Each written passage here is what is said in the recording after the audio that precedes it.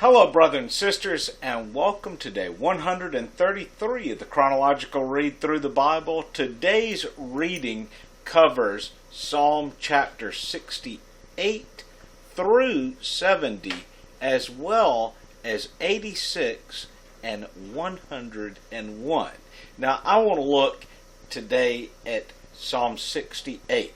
Now, Psalm 68 is really a great psalm of praise, and it speaks of two things. It speaks of the Ark of the Covenant entering into Jerusalem, and that is really a part of the theme that is taking place here, but a underlying prophetic theme, if you will, is Christ. It speaks of His glory, His glorification.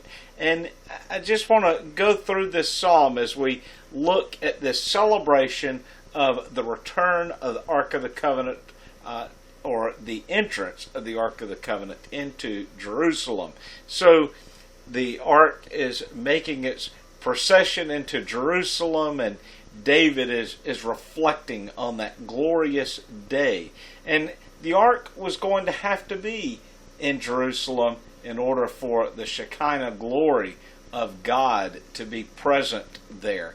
Yet all of these events, which we're going to take a look at, really are a picture of Christ and a picture of the relationship that God has with His people. So the Bible reveals the reasons why we celebrate our relationship with Christ. So first off, as I say each day, I'm kind of breaking these Psalms down in the categories of what they really lift up or exalt. It speaks of deliverance, the deliverance that we have in Him, God's love and compassion for His people, God's sovereignty, salvation, fellowship, faithfulness, and God's majesty. So, first, I just want to say this first line, this first verse here in Psalm 68 is a verse that really is going back, looking back to the book of Numbers. So some 500 years before, these verses would be said whenever the Shekinah glory would lift up off of the tabernacle and begin to move forward. These were said to be the words that Moses would say each time, shouting it aloud to the people of Israel. And he would say, "Let God arise, let His enemies be scattered. Let those who hate Him flee from before Him." So you can imagine the majesty as the Shekinah glory, or as the fire, the smoke was being lifted up off the tabernacle and beginning to move forward, showing the people that it was time to break camp and to follow where the Lord was leading. So the Lord was going before the people. And listen to this: as smoke is driven away, so drive them away. As wax melts before the fire, so let the wicked perish before God.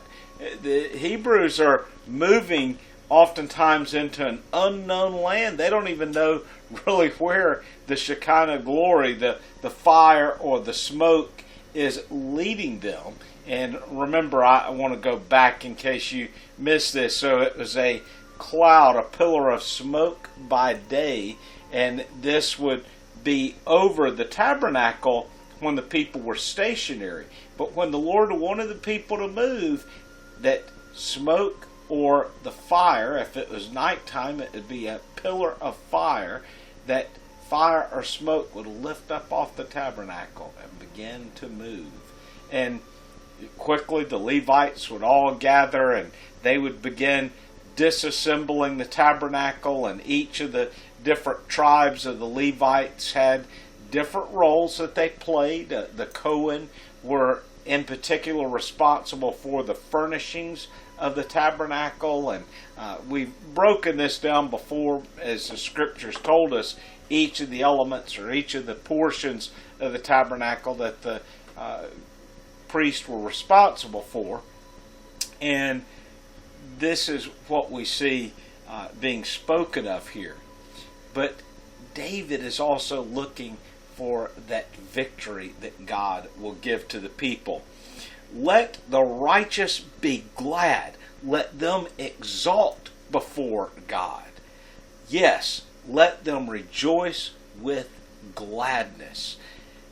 What a glorious thing for the people to have seen the Ark of God coming into the city of Jerusalem, showing God's presence with the people. Now, whether there was a pillar of smoke or fire at that time, we're not really told. We're not told directly if the Shekinah glory of God was visible before the people as it was in the days of the wilderness. But I would think that there was some symbol, something that the people knew that this was the presence of God. Sing to God. Sing praises to His name. Lift up song for Him who rides through the desert, whose name is the Lord, and exalt before Him. And this part I want you to pay close attention to, because this really shows God's compassion and Christ's compassion for people. Listen to these words of compassion and these words of comfort. A father of the fatherless, a judge for the widows, is God in His holy habitation. So there are many who don't have a father, who don't have someone to show them that love and that compassion. And then you think of the widow. She oftentimes does not have a defender. And so this is saying that God's going to be the father to the fatherless. Now, I know a lot of times this day and age, there's people that they think when they think of God as a father, they think of their earthly father, because not everyone has a good earthly father. Some are blessed with good earthly fathers, and there are those who are not, and they don't have that good memory. But this is something for you to remember. Don't look at God as the imperfect earthly father, because God is perfect. When you know what an imperfect earthly father looks like, well, God is nothing like that. God will fulfill all of those things. So you're not going to find God drunk. You're not going to find God yelling at you. You're not going to find an abusive God. God's not like that. And then what of the widow? Well, God will be a righteous judge for her. God will guide and direct her and give her the advice that's needed. But we have to do something. God's not going to break into our lives. He's not, I've told people before, He's not the SWAT team.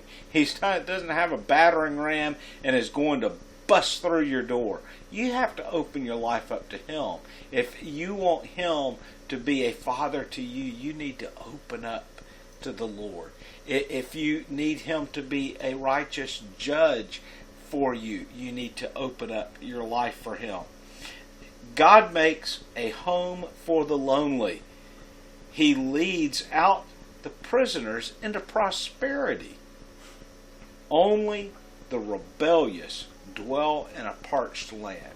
So the rebellious is really that person who refuses to open up their life to Him. And this should be very comforting words for anyone who is lonely, is that God makes a home for the lonely. And He leads out the prisoners into prosperity. You know, there are people who have been falsely accused and imprisoned. There are also people who have been imprisoned, but then they repented of their sin. Doesn't mean that you don't still suffer the consequences or the imprisonment, but the Lord will then lead you into prosperity. He will lead you into a right or righteous path, but we need to trust in Him. So I think these are amazing and strong words of comfort. then let us consider the sovereignty of God.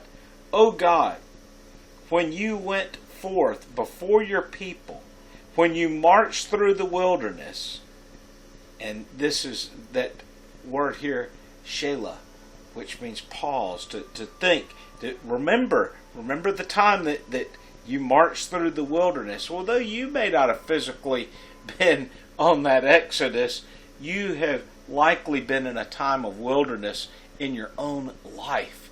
And this is saying to remember that time. Remember those days that you were alone. Remember those days that you were the child without parents, and how God comforted you.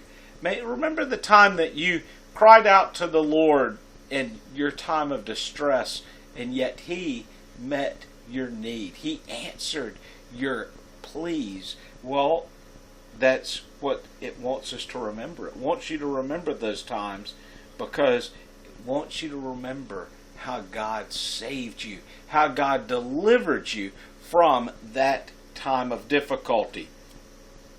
And so it says, the earth quaked, the heavens also dropped rain at the presence of God.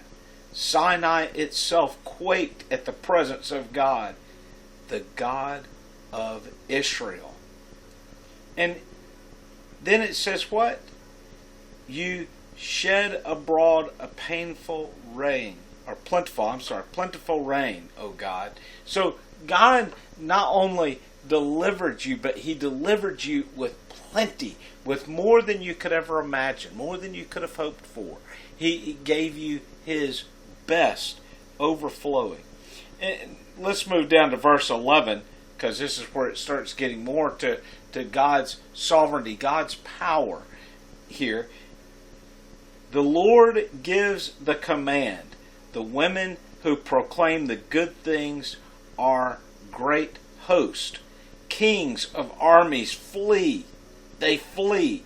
And she who remains at home will divide the spoil. When you lie down among the sheepfolds, you are like the wings of a dove covered with silver, and its pinions with glistening gold.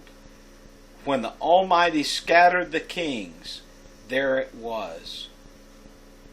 So the Lord is, He is showing His great blessing, His covering, saying that you're being covered by the wings of God.